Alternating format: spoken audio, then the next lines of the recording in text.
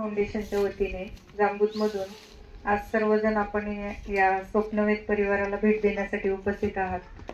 त्यामध्ये जांबूतचे चेअरमन असतील पठाळेदादा आणि सर्व कैवारी परिवार असेल, त्याचप्रमाणे स्वप्नवेदचे मम्मी पप्पा सचिन भाऊ आणि मंगलवेणी, त्या सर्वांचंच मी स्वागत करते।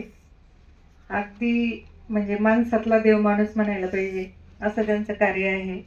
तर एवढ्या छोट्या मुलांना मोठं करणं, त्यांचा सांभाळ करणं, हे आपल्याला आपली मुलं सांभाळतानाच किती अवघड होतं। तर एवढ्या सगळ्या मुलांना सांभाळणं, त्यांच्यासाठी रोज जेवण बनवणं, काय करायला लागत नाही। या छोट्या मुलांचा आंघोळ घालणं, त्यांना कपडे धुणं, कपडे घालणं, सगळ्या गोष्टी ते दोघं एवढे आनंदाने करतात।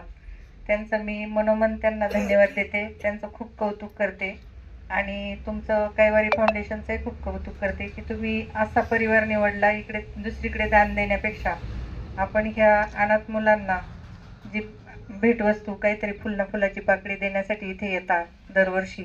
असाच आपला उपक्रम यापुढेही चालू राहील आणि देवाच्या आशीर्वादाने ही मुलं शिकून खूप मोठी होतील, नावारूपाला येतील आणि सचिन आणि यांचं वहिनींचं नाव उज्ज्वल करतील, मोठं करतील अशी अपेक्षा मी देवाजवळ व्यक्त करते।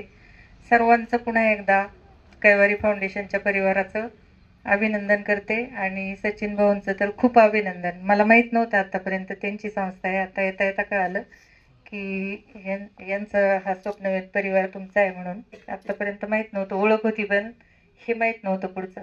तर आता इथून पुढे मी सुद्धा माझ्या वतीने जेवढं जमेल तेवढं सहकार्य आपल्याला करण्याचा प्रयत्न करील अशी ग्वाही देते आणि थांबते। आपण आम्हाला इथे बोलवलात आणि बोलण्याची संधी दिलेली त्याबद्दल सर्वांचे धन्यवाद व्यक्त करते आणि थांबते।